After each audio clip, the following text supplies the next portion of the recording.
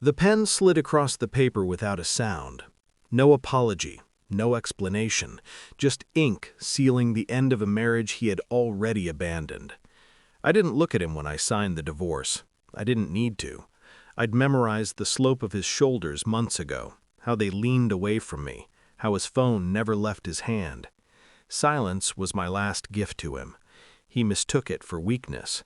The lawyer cleared his throat, papers were stacked, futures were divided, and when it was over, I stood, nodded once, and walked out knowing something he didn't.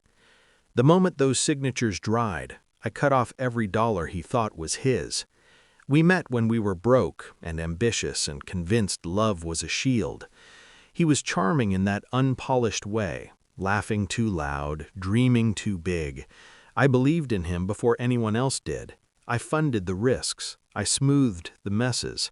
I built the quiet scaffolding under his success. When the money started coming in, so did the distance. Success didn't change him. It revealed him. I noticed the absences first. Then the lies got lazy. A dinner canceled. A weekend conference. A name I wasn't supposed to recognize slipping into conversation like a mistake. I didn't cry when I found the messages. I screenshotted them. Love doesn't die all at once. It thins, it frays, and then one day you realize you're alone in a marriage that's still legally intact. That's when I stopped confronting him and started listening. He thought I was distracted, hurt, manageable. He never realized I was counting. I learned where every account lived, which signatures mattered, which permissions were automatic, and which were courtesy. I learned how much of his wealth was actually tied to my name, my guarantees, my quiet approvals. When he told me he was leaving, I smiled. When he asked for an amicable divorce, I agreed. I let him think I was being generous. I let him think the silence meant surrender. The day the divorce finalized, I made 3 phone calls. By nightfall, his access was gone. Not seized, not dramatic, just unreachable.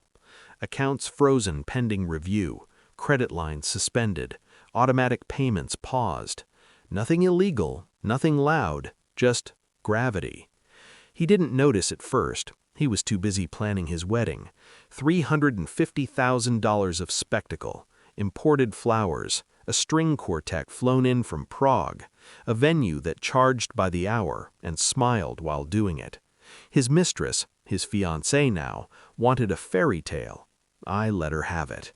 I watched from a distance as deposits cleared on money he assumed was still flowing, old authorizations, lag time, the illusion of liquidity.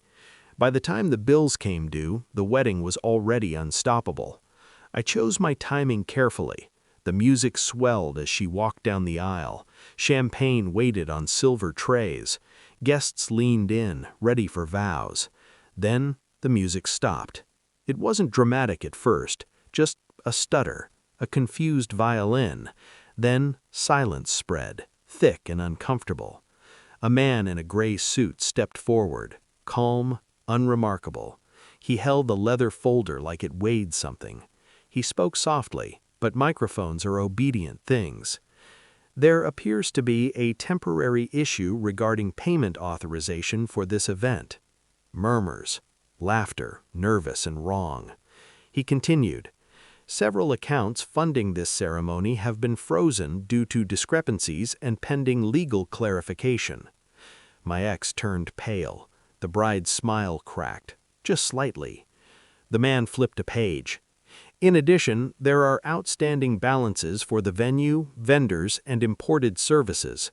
Without immediate resolution, the event cannot legally proceed."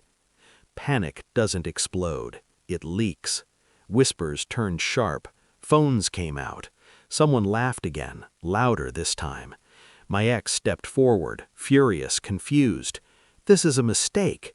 The man finally looked at him. "Sir, the accounts in question were jointly held. Following the finalized divorce this morning, sole authorization was revoked." That was when he understood. I didn't have to be there for him to feel me. I was in every locked door, Every declined charge, every sudden realization that the ground he stood on had been mine.